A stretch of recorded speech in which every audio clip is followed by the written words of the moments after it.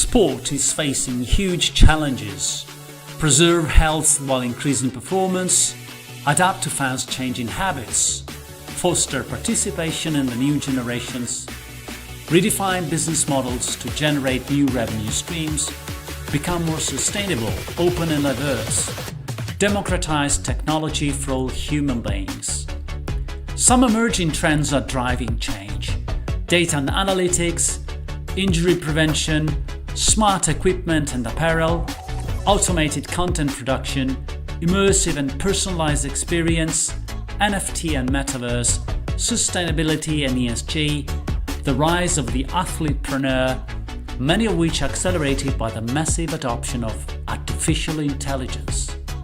Startups can dramatically help sports navigate change, adapt and thrive in the new world, offering solutions for pro athletes, teams and the everyday person, providing new ways to practice, consume and enjoy sports and events, helping organizations streamline their operations, save time and money, create new revenue streams.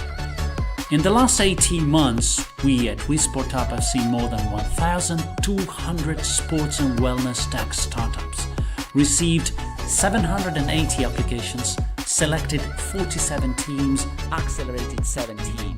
Our program is designed to help entrepreneurs increase their rate of success and de-risk investments for investors and partners.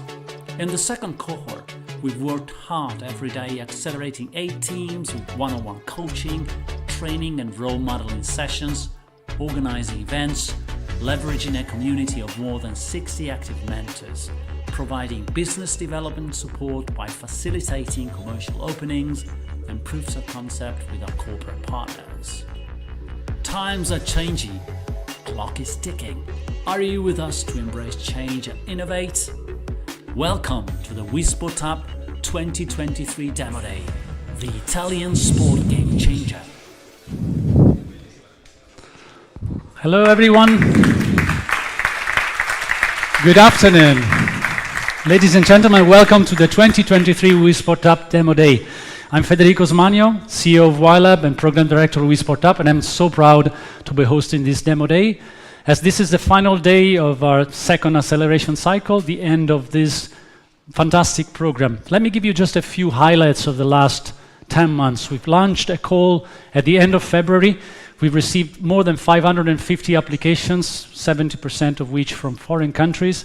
We done 3.5 months of scouting, 8 fast-track selection events, selected 24 startups for our selection day in mid-June, and then picked 14 for our 3-week discovery phase, which allowed us to choose the final 8 for the second WeSportUP batch. And I think it's a quite balanced cohort of startups developing solutions for enhancing performance, human performance and well-being, fun experience, providing opportunities for sports organizations and also some new equipment and innovative materials. We have 6 Italian companies, 2 from other countries, 1 from Canada and 1 from UK with an Italian co-founder, and 2 out of 8 are led by female CEOs. Now it's time to show the progress and developments that these teams have done in the last 3.5 months, and so I would like to give a big shout out to our 8 WeSportUP second batch team.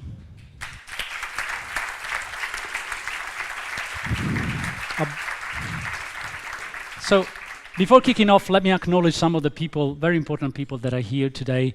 And starting from our promoters, Sport Salute, Stefano Goppi, you know you're one of the pillars of this project. CDP Venture Capital with Stefano Molino, head of Fondo Acceleratore and senior partner. Then we have, of course, Francesco Grassi. It's not here yet, as usual, but okay, Francesco, come here, please. Come here. You're the senior investment manager, okay? Then we have, of course, Startupbootcamp with Alceo Rapagna, CEO of Winolips and global partner of Startupbootcamp, of course, and Nazzareno Mengoni, partner, founder, and managing director of Startupbootcamp Italia. Vittoria Gozzi, president of WeLab, and of course, all of our fantastic corporate partners, BNL, BNP Paribas, Fastweb, Renault, Nitex, and the sport partner, Juventus Football Club. And we have several investors here today. We have some VC funds, we have some VC firms, family office, business angels, and many, many different professionals and industry experts that are actually actively helping, and Paolo is one of these, by the way, actively helping our startups during the program and after. We are streamed live on our website, WeSportUP.it, so a warm welcome to all the friends that are following us online. So as you've seen in the intro video, sport is on the verge of the disruption. And as you've seen, fans changing habits, new business models, sustainability, the rise of women's sports, the need to make a better use of data, new ownership models, so many, many difficult things that we need to tackle. Moreover, I think we need to find ways to better perform as human beings, because life is complicated, stressful, tiring. We need to find ways to live a richer and more healthy experience. And we think that startups play a huge role in all this, because they are the perfect organization that can provide solutions and technologies that can make our lives easier and make us, the world of sport, and the planet be a better place. Startups are the atoms of innovation, but they need help. They need an ecosystem that can help them thrive, give them all the support, the tools, the instruments, the possibility to raise more capital, find the right market, and compete at the international level. And I think that after 2 acceleration programs, I'm more convinced than ever that what we do at WeSportUP is indeed necessary. In the last 14 weeks, we've involved 90 professionals for mentoring and coaching. We spent 264 hours on one-to-one work with startups. We've opened 72 business connections and facilitated POCs with our partners with 16 meetings. And we've done this with some magical, I think, ingredient of sport, which is passion, energy, dynamism, and love. Before kicking off, let me illustrate today's agenda, which I hope will appear. Yes. So it's very easy and simple. We have 2 blocks of pitching sessions in which all startups will present their solutions, introduced either by a mentor or by a representative or a corporate partners.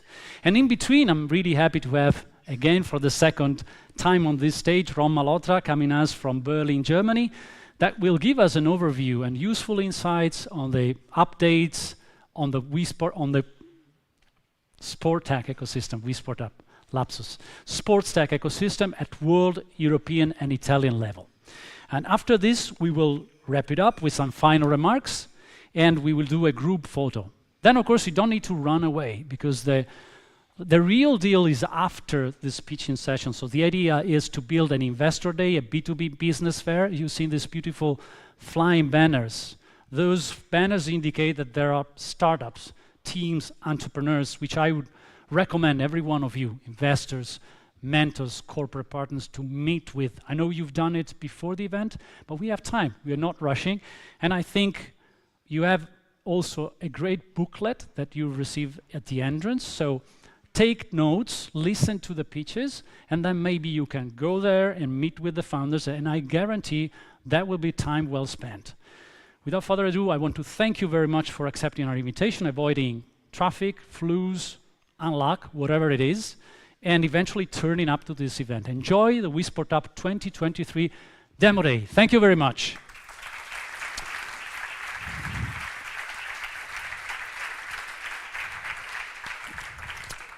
So before the first session of pitching, Stefano Molino, I would love you to come here on stage for some introductory words, and I'm going to give you a microphone for you. Oops. Stefano, your impression on the project?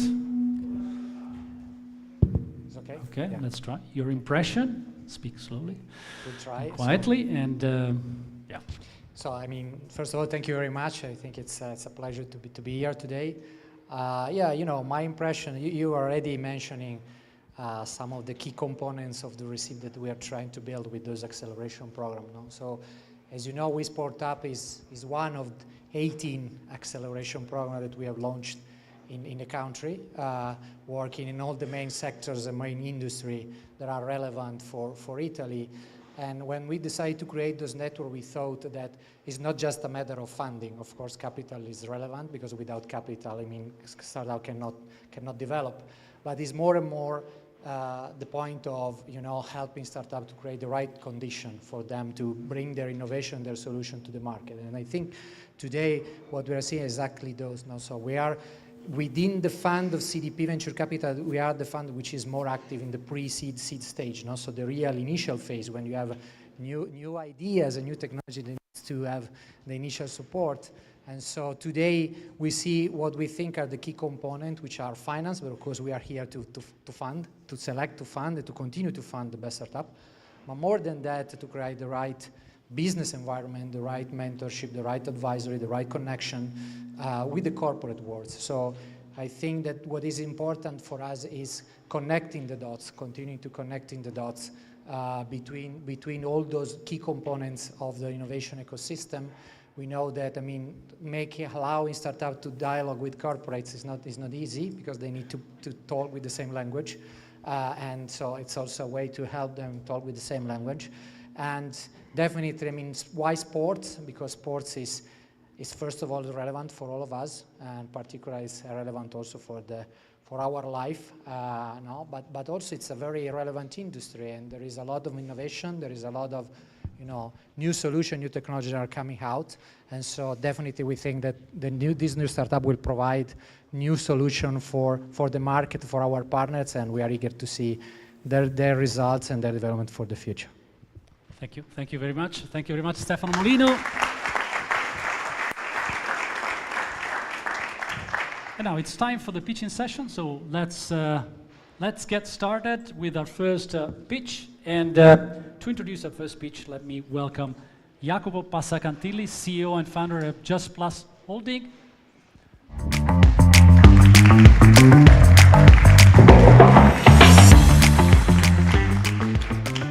Thank you, Federico, for the introduction and for the opportunity to be here.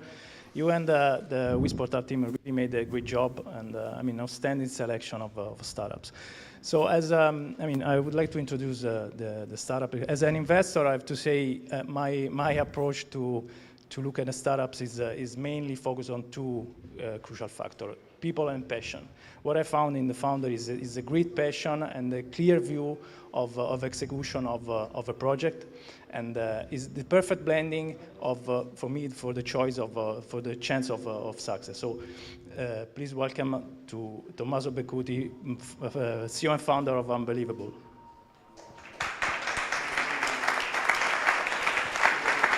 Thank you, Jacopo. So, what do these tennis players have in common? That's a hard guess, so I give you an extra clue. They have something in common with my two co-founders and myself. Indeed, the three of us have much more in common, including hard-to-find and domain-specific skills, a solid entrepreneurial track record, and most importantly, we all like having fun while working hard. Back to my question, the answer is that we are all tennis players, and as such, we will suffer from vibration-related inflammatory issues during our tennis career. ITF estimates that more than 50% of all players will experience similar sickness, and that's a sounding 45 million people worldwide. Tennis dampener, a small device to be placed in the racket strings to reduce vibration, were introduced a few decades ago by a clever guy named Henri Lacoste.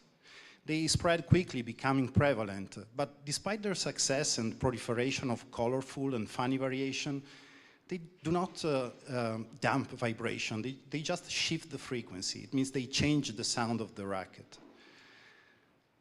Digital manufacturing is unleashing a new class of material called metamaterials, from the Greek meta, beyond, because they achieve property that goes far beyond the current state of the art and were imagined only in science fiction until a few years ago. The secret sauce of those engineering marvels is its geometry, so complex that only 3D printing can produce it.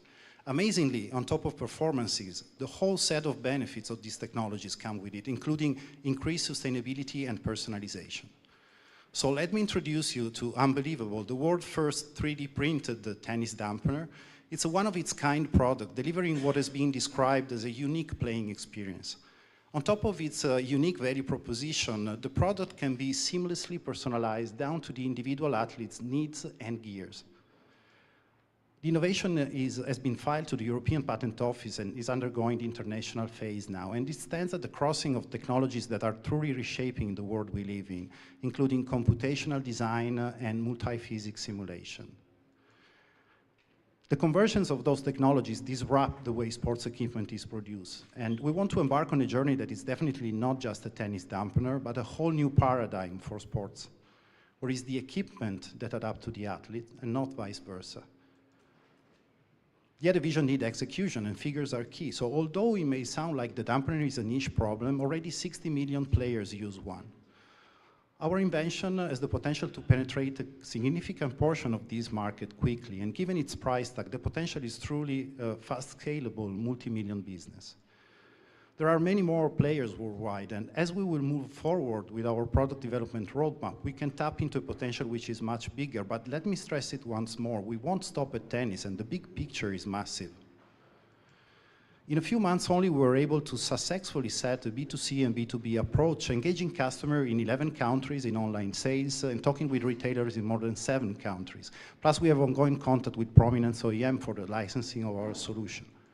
Most importantly, all our paying customers are delighted so far, and the world industry lead and recognize our product among the most innovative worldwide, second only to Microsoft Adaptive Keyboard. So we have had other successes, and we believe those are the foundation for a path toward profitability, allowing our team to reach bold yet realistic targets quickly. Yet all of you know how difficult it is to predict sales in early stages, so we prefer to rely on metrics we already enjoy and seems to support our ambition. We're not exceeding them. However exciting the future looks, the road ahead spells hard work, commitment, and investments. We need to accelerate revenue, expand internationally, hire talents. A portion of our seed round is already committed, but we'd gladly find a place for like-minded visionaries, daring investors who want to set new boundaries in the sports equipment together with us, making it more fun, inclusive, and accessible for all. Thank you.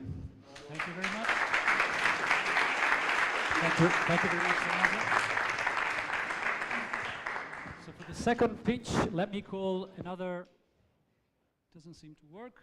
Well, I tried to do with a voice. Another founder, an entrepreneur, Stefano De Amici, CPO and co-founder of Sportclubby. Thank you.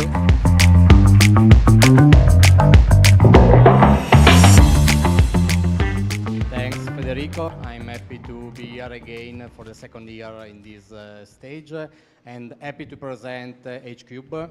I really like when I start up from the beginning as a real product that I can touch and test. We are working a lot with them to prepare the good business model because I think that is a key point for a startup. And this technology for the future will be relevant for sure. And the guys are ready for the challenge. So please welcome Federico Izzo, CEO and founder of H-Cube.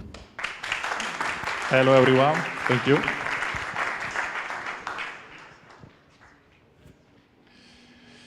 It was June 2011 when I was in the middle of swimming my records in the local swimming pool competition.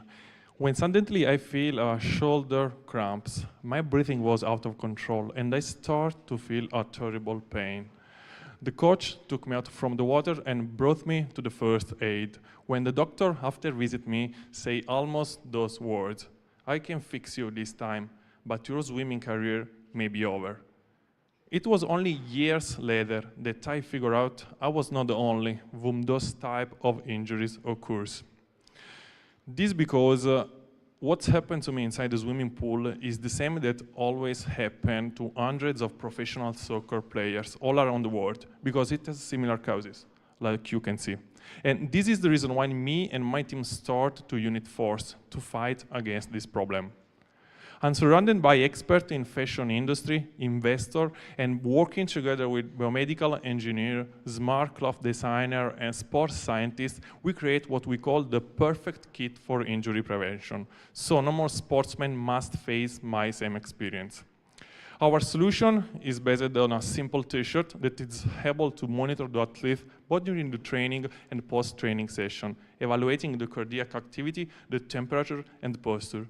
And with an AI algorithm, we are able to provide indication about exposition to injuries and identify risk pattern for the athlete. The hardware we created is composed by a couple of fancy t-shirts of our design that can be used for monitoring the train activity and the recovery phase. And they embedded a particular type of electrodes on arms for evaluating the cardiac activity. Then we have our type H, that's the external flexible biometric data brain that can be attached and detached from single cloth and extracts all data wirelessly. We created, of course, also an application that takes name of TireWare, and it's able to recover, filter, and show to the user all different data. And last but not least, we have also an interface platform, TiDash, that is provided with powerful AI algorithms and provide access to different layers of biometric data, including the analysis of risk pattern. We are talking about a market that has more than 100 million amateur players and 50,000 professional players only in Europe. And the value of the market of sport tech product for injury prevention is higher than 20 billion euros. We are not alone on this market, we know that, but we have a strong differentiation element due to the sensor data fusion, the post-training monitoring, the patent technology, and high level of industrial compatibility. The business model that we design can be adapted to different clients. Our target is to sell for the first year all the kit of our technology to the football club, and starting from the second year, the technology also to the sportswear brand. Now, we still start some POC with different football clubs and start a collaboration with an important sportswear brand. We are really present on different events of these fields and organize our peer relationship. Inside our company, we have different investors and industrial partners, and we are thankful to them for believing in our project and invest in our technology. Inside the slide, you can see our roadmap. We really achieved different targets, closing ground, receive total grant, and most important target is that for the first quarter of 2025, we are going to achieve 1 paying sportswear brand and up to 7 football clubs. Now, the financial foretelling are led by both business units, the football club and the sportswear one, but with a wider growth opportunity for the second one. In order to achieve the result, we are looking for a funding stage called bridge round, around 250,000 euros. This to conclude the POC we already started, hire the main resource of our R&D team, organize and launch an events for our technology, and have the first paying customer in the sportswear field. Now, from unlucky injury to a blessed pathway, with your economical support and our technology, we can truly change the future of athletic cloth. So wear your health and make your sport career successful again. Thank you. Thank you, Federico. Thank you very much, Federico. So our third pitch is introduced by Marco Campagnano, CEO and founder of Fit and Go. Good morning.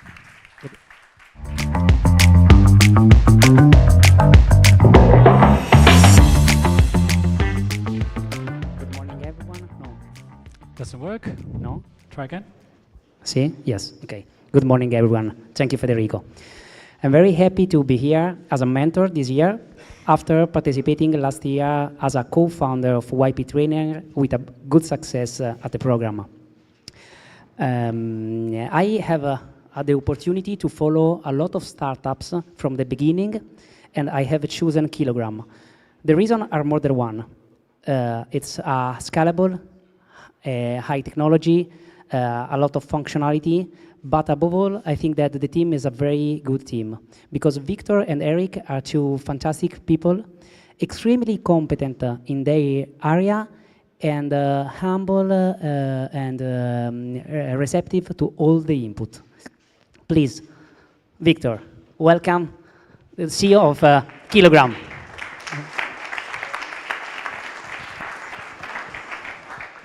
Thank you, Marco. Let's picture this. It's January the 1st, and you finally have some time for yourself. So you will be thinking what you want to do in 2024. And I can assure you that lots of you will be thinking something like this. I want to get on a diet. And the reason I tell you this is because the numbers are telling us that half of Italians every year are going on diets. But what you need to know is that 80% of them are failing. They cannot maintain the results. And this is something me and my co-founder can help people with, because we have been doing diets like this for more than 15 years. And our diets work because they're based on science. We know how much energy there is in everything we put in our mouth. And as you can see here, having that information would allow you to choose everywhere wisely. But it's not something easy to do. And we have worked to develop a new AI technology that would allow people to get that information in just a few seconds. So let me show you how Kilogram works. You download an app, and then you show the app what you eat with the camera of your smartphone. A patent-pending technology will recognize the foods and estimate the weights so that in a few seconds, you will know the calories and the nutrients present on the food. Now, this is the interesting part. AI will give you feedback and will tell you if you can still eat and how to improve your diet. If you use a traditional app, this would take you for a dinner like 5 minutes, but with our app, it's just 29 seconds. And this is the key for success in diets, because this is something you can do everywhere. You can do this in restaurants, you can do it on business trips, you can do it on Mensa or even on holidays. If you're not convinced, let me convince you. We have everything a traditional nutrition app has for free. But we will give you more. We will give you something we like to call smart eating. It's a form of augmented reality where you show what you eat, you talk about food, and we give you real-time advice. This is almost free, because after the second picture, we will need you to have a subscription, but we have prices for everybody according to what they can pay. Now, we can give you even more than that. What's more powerful than AI? Human beings. And that's what we can give you with one of our professional plans. That is, you can pay to have a nutritionist, a personal trainer, or both for a price that's very competitive.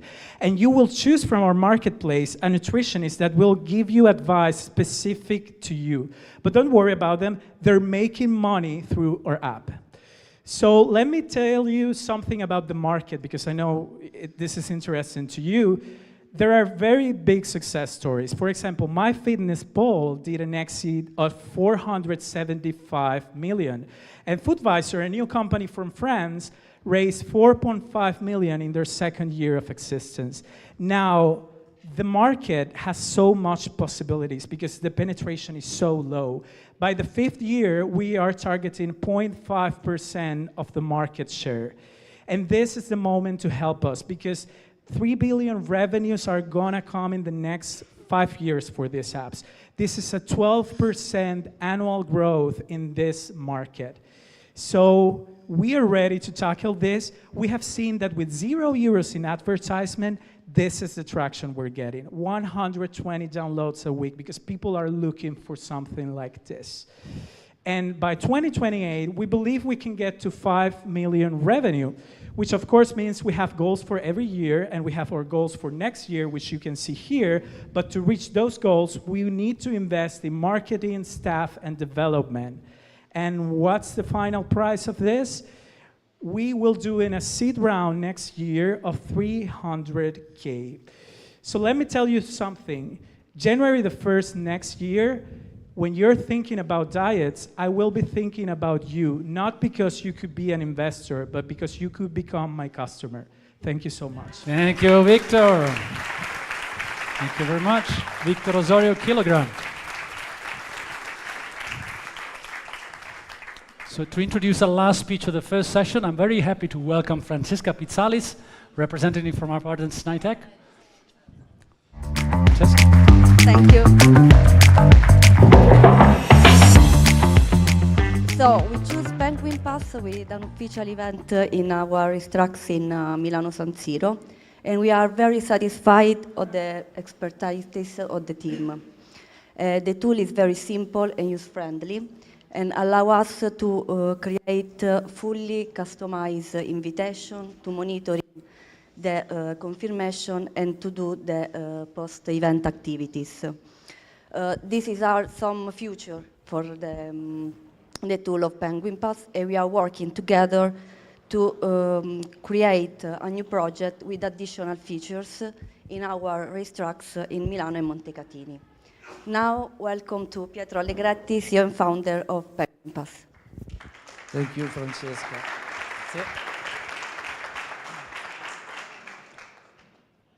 Penguin Pass wants to be a revolution in the sport event industry, and I will tell you why.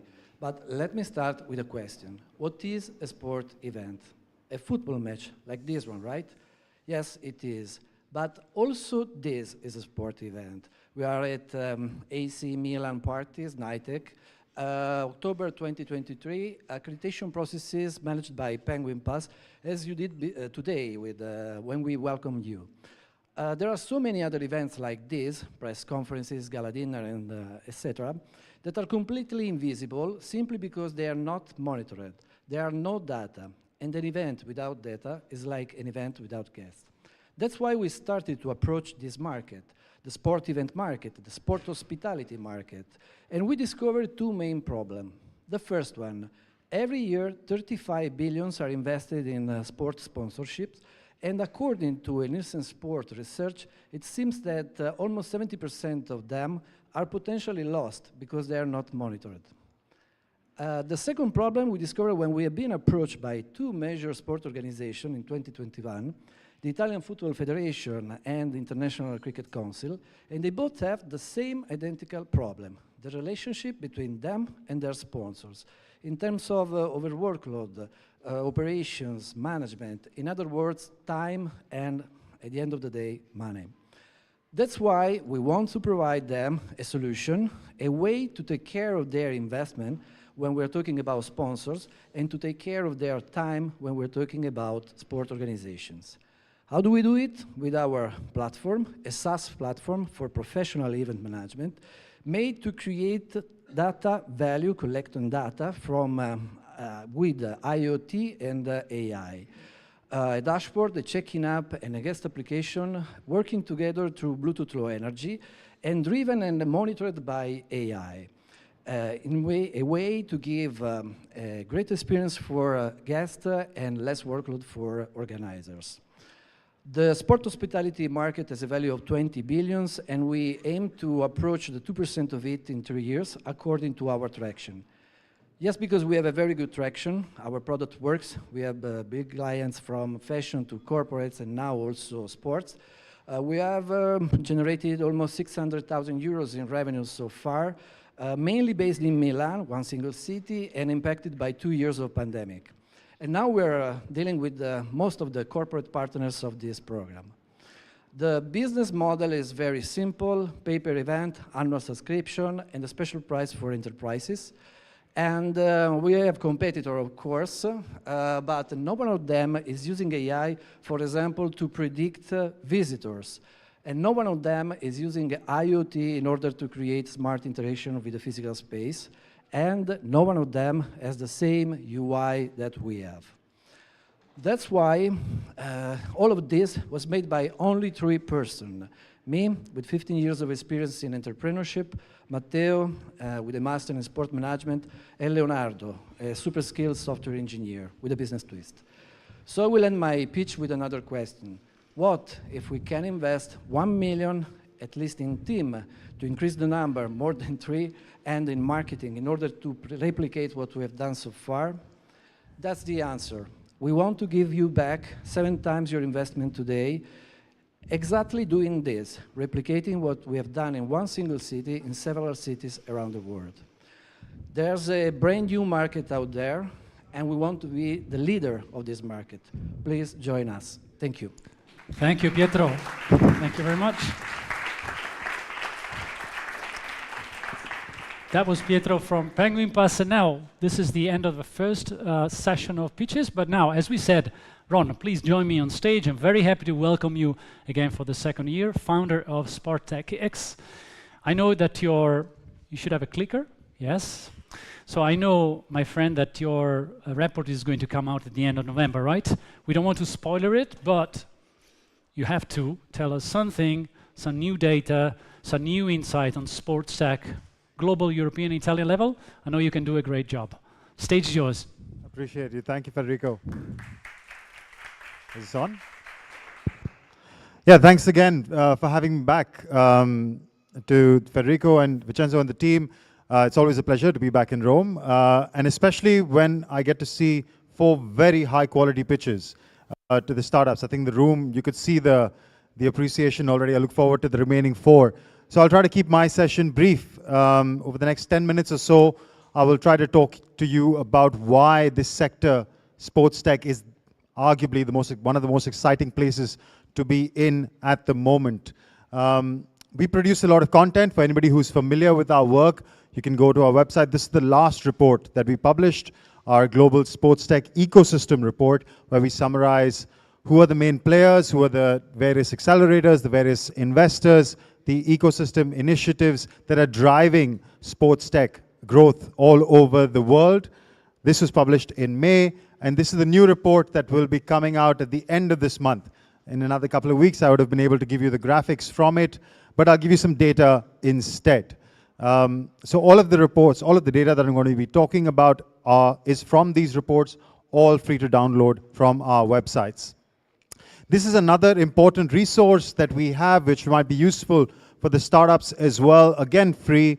It's sportstechx.com/map, where we pinpoint the various investors, accelerators, ecosystem initiatives by sports organizations or by networks as well, like any sort of map application that you might use.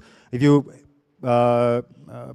click on any of the red dots, you will see links to the various initiatives, even a contact person that you can reach out to directly. This is what we do. We try to bring everything in sports tech to one place. See, the formatting of the slide has gone off a bit, but we'll keep moving. Over this session, I will talk to you about the overall numbers, about sports tech, a global perspective, the key trends, the most interesting things that are happening in the world of sports tech, and the last one, we'll talk about the ecosystem in different parts of the world, where all these investors are, where are the initiatives as well. Here's a breakdown of the funding in sports tech over the last 5 years. Now, 2023, I don't have as a pillar there yet. Like I said, our design team is still working on it, but I'll give you the numbers. Basically, 21 was the breakout year. The total of that year is about a little over $12 billion that was invested in sports tech. The part in red signifies North America. Yellow is APAC region, going from the Middle East all the way down to Australia, so Asia and Australia, and the section in blue is Europe. North America accounts for over 50% of all sports tech funding, which is 12 billion in 2021, which was the breakout year for sports tech. 22, as a follow-up, was at 8 billion, a good follow-up year. 23, Federico, and these are the little snippets that I'll give you, has fallen off a cliff. Yeah? And this is not just in sports tech, this is across the global investment landscape. We're seeing every sector suffer for VC capital, or investment or growth capital, whichever stage you're investing in. But the interesting thing that we will talk about in this report is while the 23 figure is a little over $2 billion, so quite low, from 12 to 8 to 2. But the M&A activity, the mergers and acquisition activity in 23 is higher than any year before. We've seen nearly $10 billion of M&A activity. For context, in 22, that figure was about $4 billion. In 21, it was even lower. So it's not that there is less capital in the market, it's just being redistributed. 22, we call the year of the fan because there was more investment in fan experience-based solutions.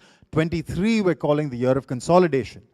And this consolidation is also important for the market because growth capital, to really take companies to the next stage, requires healthier, larger businesses with profitable P&Ls, which is what M&As can drive to. Coming back to the geography breakup, like I said, North America is about 50% of that investment. Europe is fairly steady at between 15 and 20%, while Asia is the fastest growing market. A breakdown by geographies, you'll see the countries where this investment goes in.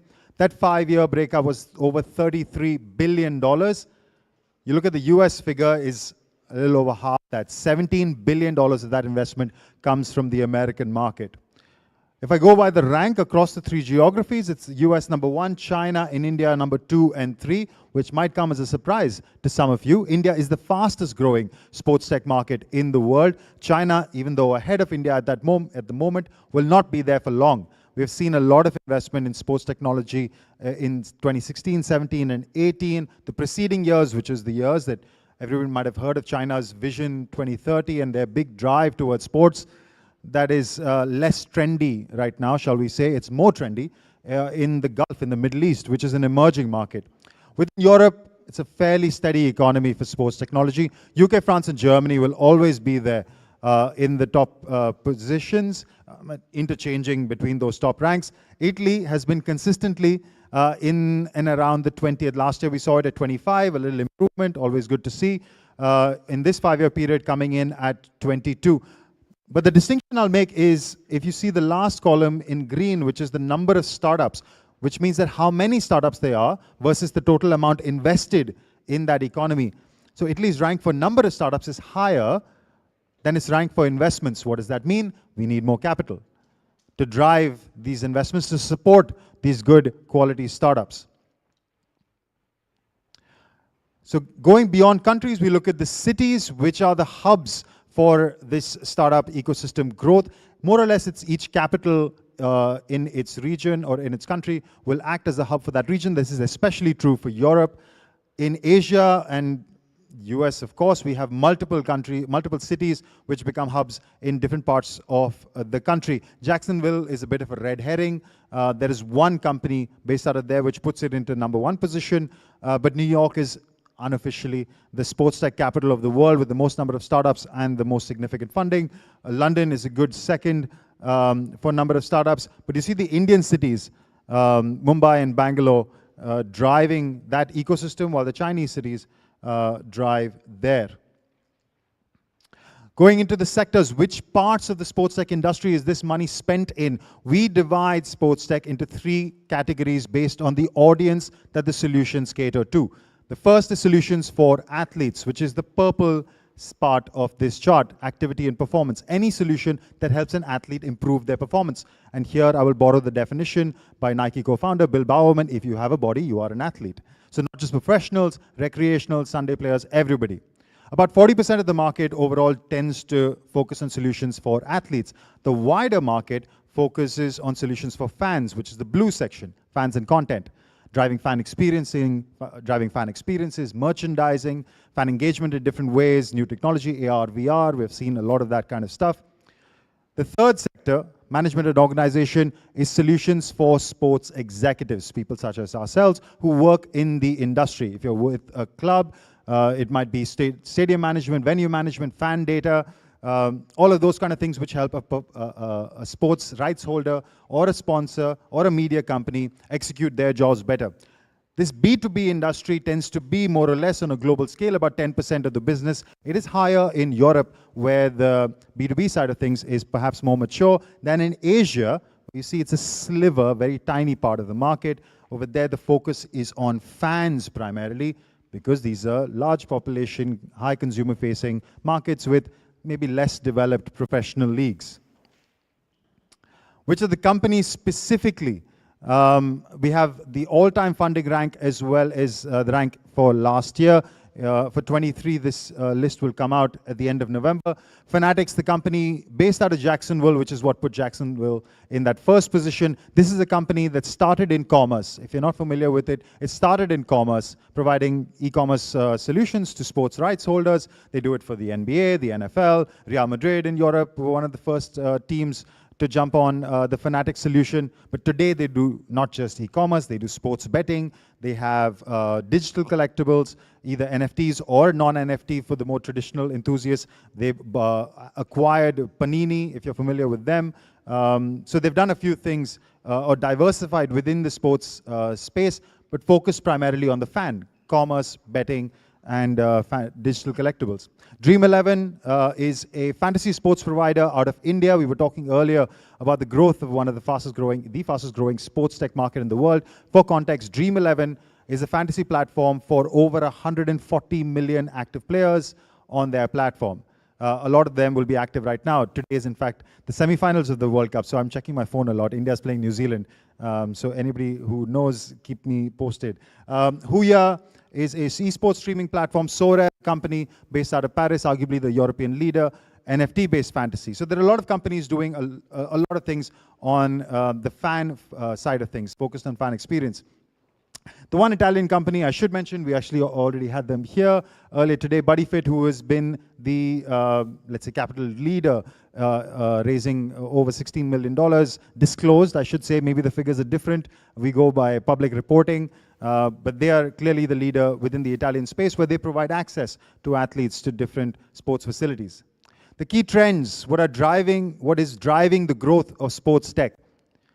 Of course, 2022 was the year of the fan, where everything was around fan experience. We had major tournaments which was driving or bringing innovative technology to engage with the fan better. Most sports properties will make the claim that they have hundreds of millions of fans all over the world, which will usually be the sum of their social media following. But do they actually have access to knowing who that fan is? Spotify's deal with FC Barcelona is a good example where this is kind of found out, but this lack of data. Solutions which help sports teams connect with their fan, monetize their fan, and get fan data are really popular. Number two is activity and devices. We talked earlier, one of the startups mentioned about the trend of everybody wanting to be healthier, either through nutrition or by measuring your performance. Everybody, more or less, has a smartwatch, has a smart device of some sort, which is at least tracking your steps, maybe doing more, VO2 max, HRV, all sorts of parameters which go into the quantified athlete, knowing more about yourself. And of course, AI in different forms. In Europe, we're seeing this prevalent mostly in broadcasting, in automated broadcasting, to allow rights holders to create and distribute content quickly.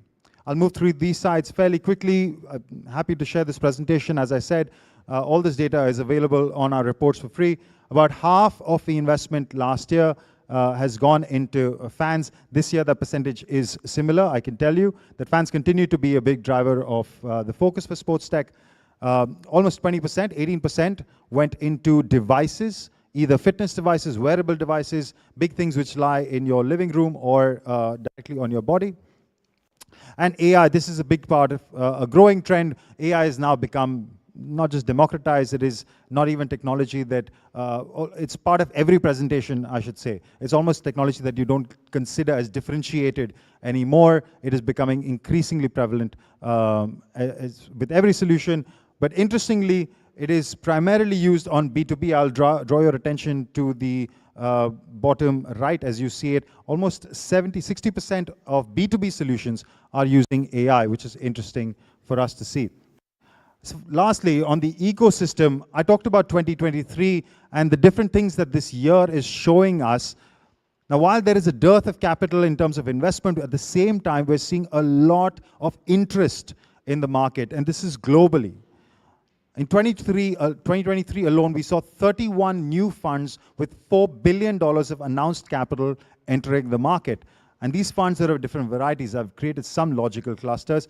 Some of them are follow-on funds from existing sports tech investors who are setting up their second or third fund. Some are new funds which are entering the market for the first time. Others are led by the teams, and the NBA has one, Atlanta Hawks, an NBA team has one, the NFLPA has been investing actively.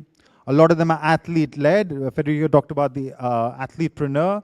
So athletes are becoming entrepreneurs, but also investors, increasingly so, whether in the US or in Europe. Women's sport-focused funds, we've seen a lot of capital, Mercury 13 in Europe with 100 million dedicated to women's sports, Monarch Collective in the US with the same amount, and gaming, this number is definitely lower than it actually is. A breakup of where these investors lie, and this is not the entire market, this is indicative of where we are. You'll see a heavy concentration on the North American side. There are more funds in the US than anywhere else, which is why that economy for sports tech is as big as it is. Asia, Europe, and the rest of the world lacking behind. If I go by accelerators, yeah, Europe has more. Again, the names are probably too small for you to read, but just look at the height and the scale of the blocks is what I'd encourage you to see.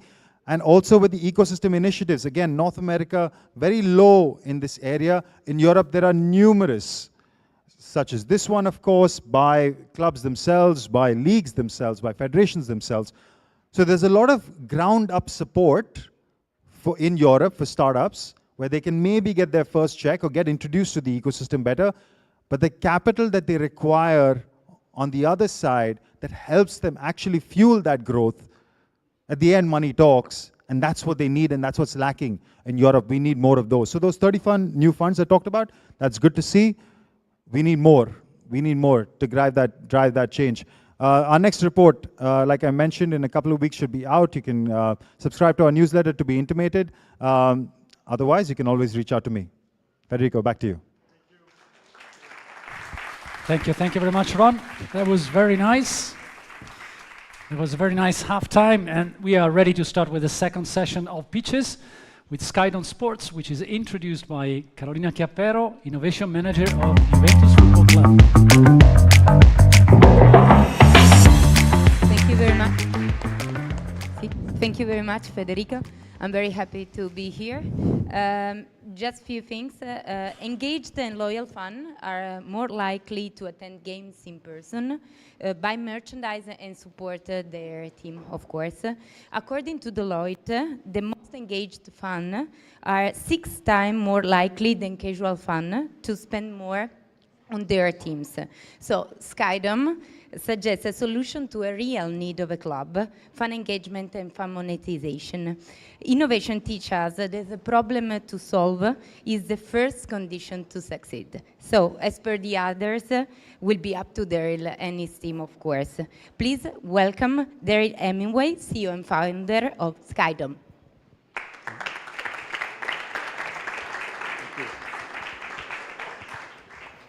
Thank you, Carolina. Hi, everyone. Let me ask you a question. What do you see in this photo? Likely many of you will see happy fans celebrating their team's historic win. But I see millions of pieces of potential data that clubs and sponsors would love to have about their fan base, but are struggling to collect.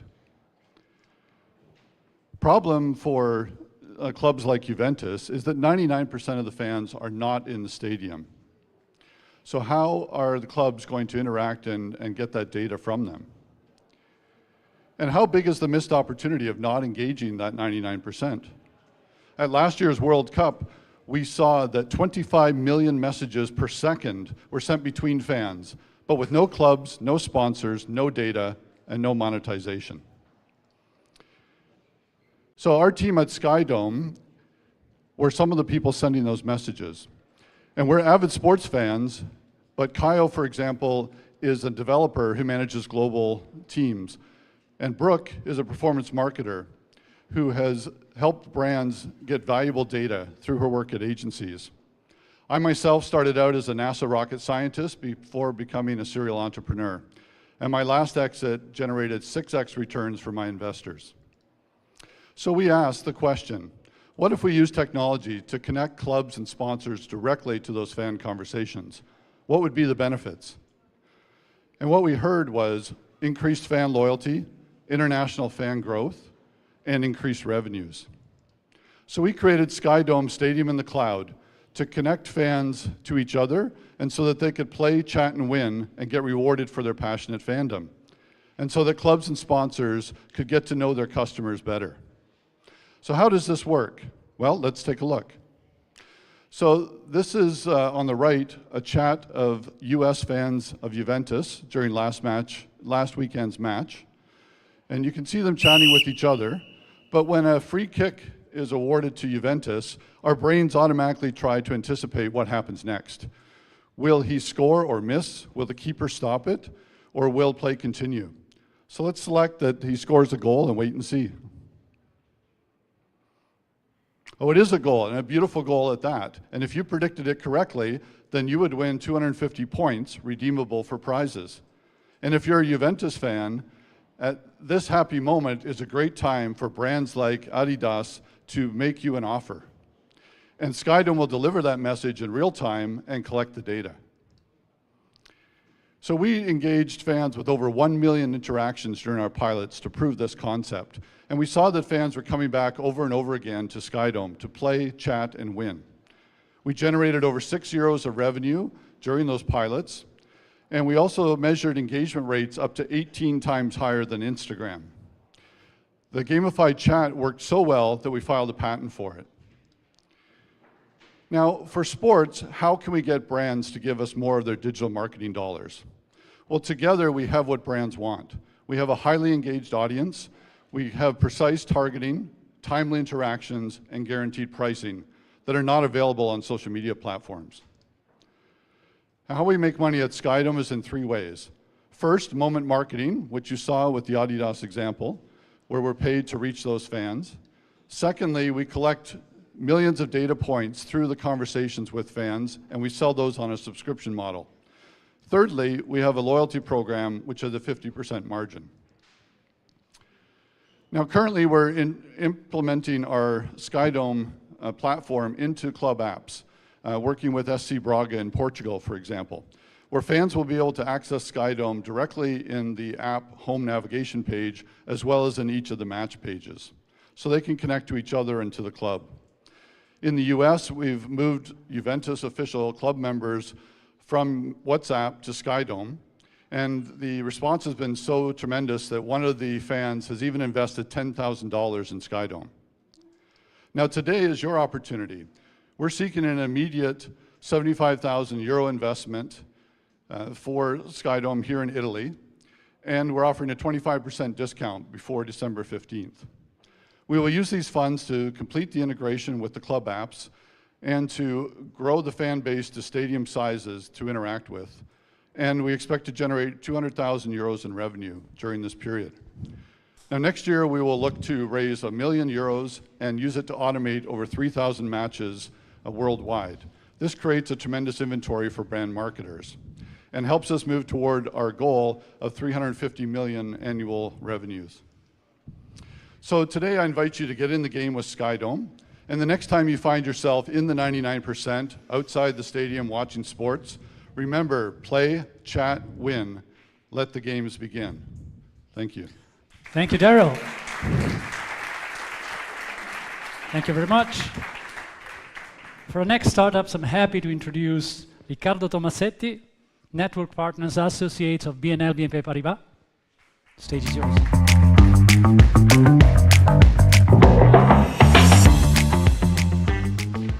One of the most interesting sector is undoubtedly the health sector. We as BNL have lots of analysis centers as customer, and this is particularly due to the favorable condition that we reserve to them. With Vivanalysis, we can have a couple of interesting synergies.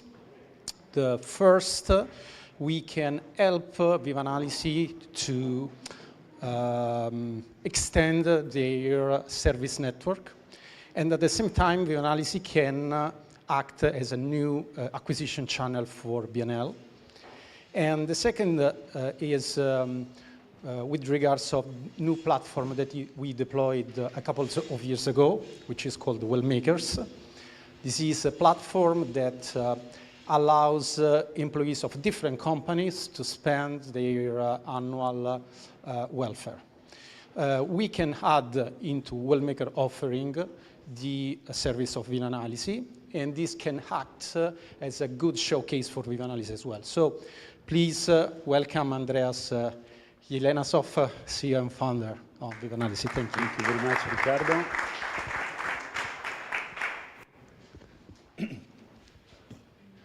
So I get a blood test only when I feel that there is something wrong with me. This is what one of our patients said. And perhaps you recognize yourself in this quote, and if so, you're not the only one. Annually, millions of people don't do their preventive analysis with a major impact as a consequence. Like, for example, 40,000 deaths only in Italy. The good news is that we can bring this number down thanks to our quick and safe solution. Our solution is easy to access for both B2B and B2C. You can book your preventive analysis in a few clicks get your results online, and have your doctor ready to help you. This is possible thanks to our unique processes. First of all, Vivalysis is active in the lead generation, in the pre and post-analytical phase, while the analytical phase is done by our partner labs. And this is what ensures the scalability of the business. If we look at the market size in Italy, it's a big market with more than 2 billion euros, but it's still fragmented. And with a very low service level, thinking that the home analyses are almost non-existent. With Vivalysis, we want to change the way we compete in the market versus our competitors, without any physical labs, and doing the analysis only in the city hubs. The other competitors that we see in the market, like new emerging startups, are only nursing provider services, but not real laboratories. In terms of benefits, this leads to multiple benefits. So first of all, we have the prevention, so the possibility to do the prevention test, but it's not only that. Think about being on time at your appointment because you did the test in an easy and quick way. Just imagine that a 2-hour process becomes 5 to 10 minutes. This is to support our patients. We developed a logistic platform, an IoT system to track the blood temperature and ensure the reliability of the exams, and an online share folder for the communication also between doctors and patients. However, our biggest competitive advantage is a very solid and complementary team, where we have a serial entrepreneur, a biologist with a large lab experience, a software engineer from Berkeley University, and myself with some corporate management experience. Looking at the business model, our business model is in 3 channels. It's developed. First of all, B2B, with occupational doctors and clinics, to which we provide diagnostic and logistic services. Then we have the B2B2C, with the diagnostic services to doctors, pharmacies, sports centers, and companies. And then we have, last but not least, B2C with online lead generation. In terms of first results, we reached 48K euro turnover in the first year, and after this successful test, we are ready to develop the company by opening our pre-seed round next month. Our ambition is to grow forward, opening Milan office next year, and then reaching other major cities in the next years. In terms of funding, in order to complete the technology development of the company and the sales development, we want to open a fundraise of €500,000, of which part of it is already completed. So I thank you very much for your time, and join us on making prevention easier. Thank you, Andreas.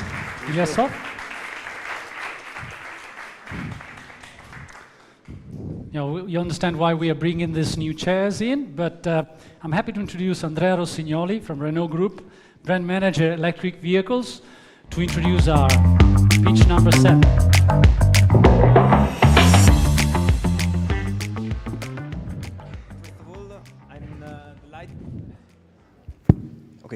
First of all, I'm delighted to be here to share with all of you the progress and evolution of WeSportUP program. We as a Renault team have a mission to give our customer infinite possibilities through everyday lives. How? With human technology and sustainable mobility. And we found a common way with WeAbios, who cares about the well-being of people through an intelligent textile device who want to be near to people. And that's very important both for us and both for them. So please let me introduce Sara Arcarisi, CEO and founder of WeAbios. Thank you, Andrea.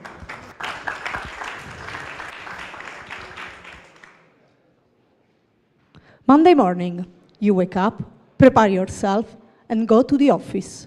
And you sit down, read emails, and work on deadlines. Hours pass.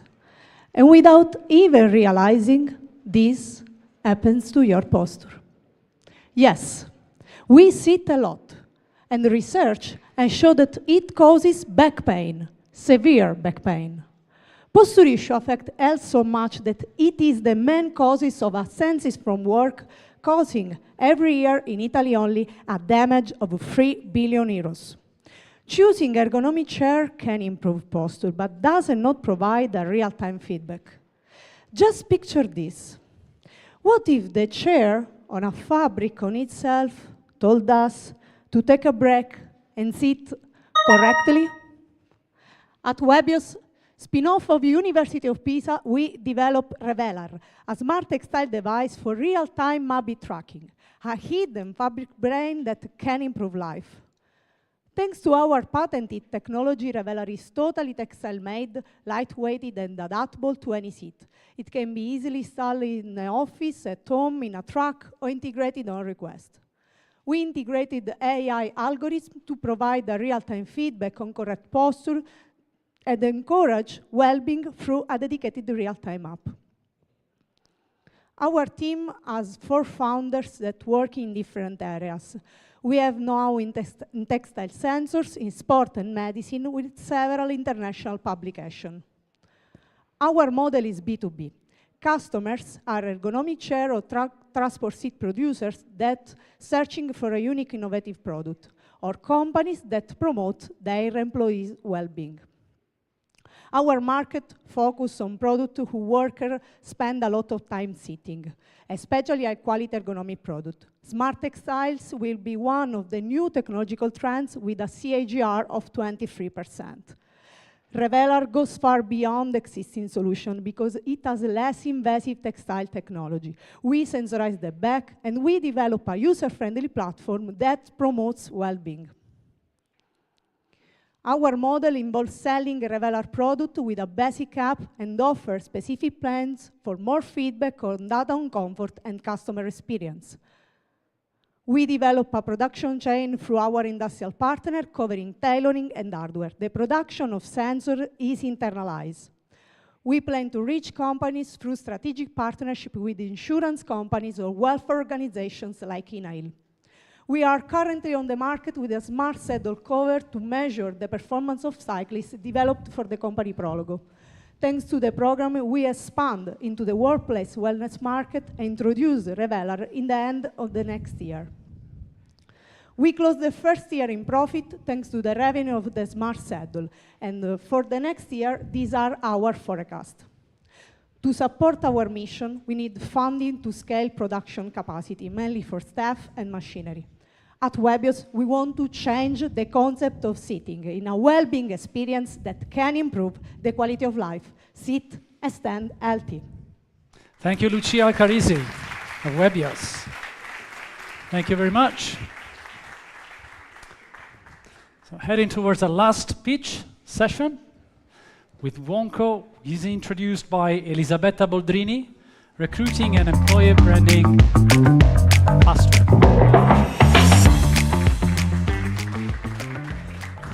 Thank you for the introduction, Federico. I'm Elisabetta Boldrini from the Human Resources team of Fastweb. Fastweb supports Wonko because it is coherent with our corporate purpose.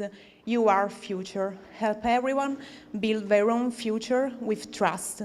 A future we want to be more connected, more inclusive, and more eco-sustainable. To do that, Fastweb, as a benefit company, implements a wide range of initiatives with a social impact, including the ones oriented to women empowerment, gender equality, and a wide range of well-being corporate programs to support employees' health. We met WOMCO during the fast track, and we worked efficiently with them during the acceleration phase. And we're now considering to engage them in our Pioneers project. The innovators team of FastWeb aim to encourage innovation. And now to end, let me introduce Annabelle de Gorder, CEO and founder of WOMCO.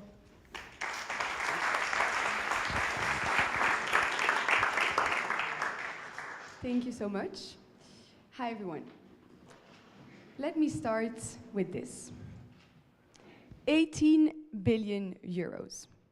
This is the amount that European employers lose each year because of female health conditions at work. Today, 85% of women experience anxiety and stress due to their cycle in the workplace. And of this, 70% struggle to achieve their maximum work productivity. Women lose an average 2 hours of work per week, and 1 in 5 women quit their career when approaching the menopause. So I think you're getting my point here. Hormonal health affects female employees in so many ways. It affects their energy, their performance, their mental health, their emotions, their stress. But this is not only women's problem. It comes at huge costs and effects for companies. So today I am here to change the narrative. It's time for companies to invest in better solutions for prevention. And this solution is WOMCO. We created the first digital hormone health clinic specifically designed for female employees to help companies foster more inclusive and healthier workplaces. Here's how it works. Our solution starts with symptoms and conditions tracking, then at-home testing to check for specific hormone and nutrient biomarker levels. Women receive one-to-one consultations with specialized experts, data-driven nutrition, and finally, tons of personalized resource and tips to help them manage their personal health conditions. Now the market. WOMCO is at the center of 3 giant industries: healthcare, nutrition, and femtech. And this is a 1 trillion space. We're going to capture 10% of Italian enterprises over the next 5 years, and this represents a 400 million opportunity. Our team is made of scientists, engineers, developers, and as women, we have been through these same issues ourselves. And obviously, we are partnering with a lot of medical people, doctors, gynecologists, dietitians, all specialized in hormonal health, who have helped us to shape the product since the very beginning. Science shows that we are on the right track. Our approach is validated by hundreds of studies advancing the food-hormone connection, showing that nutrition can improve hormonal symptoms and conditions over time. We are targeting SMEs with different options, all validated with hundreds of conversations with these employers. Companies offer WOMCO at an annual fee to their employees and receive a special label accreditation they can use to boost their CSR and DEI metrics. Today, the market is very fragmented, and we are the only player that is a truly end-to-end benefits catering for female hormonal health only, and this is what makes us different. And the best part, we are building a scalable solution that can cater for employees of any age and condition, from menstrual health to fertility, postnatal recovery, and transition through perimenopause. So last year, we won the Initiator VC, and only with 35K, we managed to build our MVP, launch it, and feedback with over thousands of organic users and employees. And we are now launching our new product, for which we secured 3 corporate LOIs. And this is why we are asking 650K to go from these 3 LOIs to 20 enterprise clients within next year. Together, we can change the future of work by improving women's health and reducing the gender health gap in Italy and beyond. So join us today. Thank you. Thank you, Annabelle de Gorder. Thank you very much, Annabelle. So that was the end of the session. So we've seen 8 startups. I hope you enjoyed. I hope you enjoyed the pitches. I hope you enjoyed the products and services and applications that these startups provide. And now it's time for the final remarks. So Alceo, okay. I'm happy that Alceo Rapagna, CEO of InnoLips and Global Senior Partner of Startupbootcamp InnoLips World, join us on stage. Alceo. Federico, you did an amazing job. And it's not only me saying it, I have startups coming to me saying that the team has delivered tremendous value, and that's what makes my day. There's one thing that makes me mad is when I see that investments in innovation from the VC world and corporates are going down during a recession.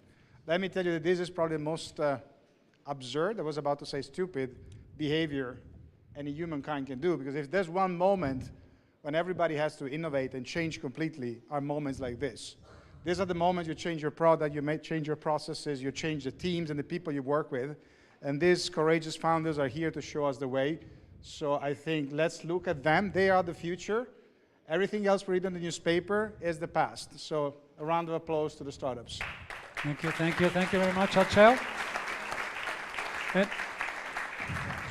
as a matter of fact, we wanted to be short because the idea is that you don't go away. We are closing the doors. We are locking in you. And we want you to meet with the startup. So and we want to create business opportunities. You might have some questions. We know that 4 minutes, we haven't shown the clock, but that was 4 minutes, is not enough to understand a company. There are many more things. But this time, we are here, we're not in a hurry. Sit down with the startups and take your time, and I'm sure that this will be beneficial to all of you. I need to thank many people here. Sport Salute, Stefano D'Albero, you arrived. Many thanks for coming. Of course, GDP Venture Capital, Startupbootcamp, and InnoLips, WeSportUP, of course, our corporate partners, BNL, BNP Paribas, Fastweb, Renault, Snaitech, Juventus Football Club, all of you that have come here today.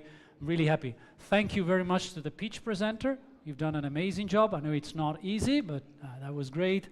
Jacopo Passacantilli, Stefano De Amici, Marco Campagnano, Francesca Pizzalis, Carolina Chiappero, Riccardo Tomassetti, Andrea Romagnoli, and Elisabetta Boldrini. And then a big thank you to my team. I think that's the most important thing.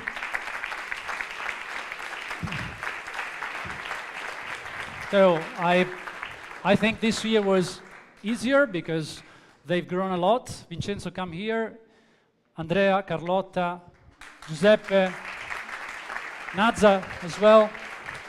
Girls, Federica, you come here as well. Nazareno, Alceo. That's thanks to the team. Thanks to the team that this was possible.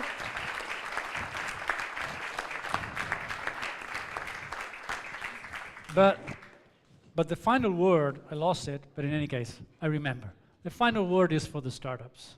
So we are going to do a group photo to symbolize this is the end just of an acceleration program, but the start of a fantastic, successful journey that we wish you and your companies and your team. So full speed ahead, and we'll see you in 2024, everyone. Okay?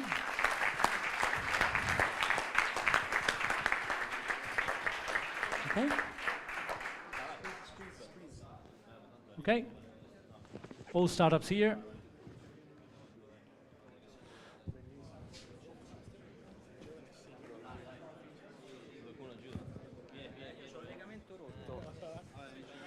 We're squeezing a little bit. Okay. Okay, when we're ready.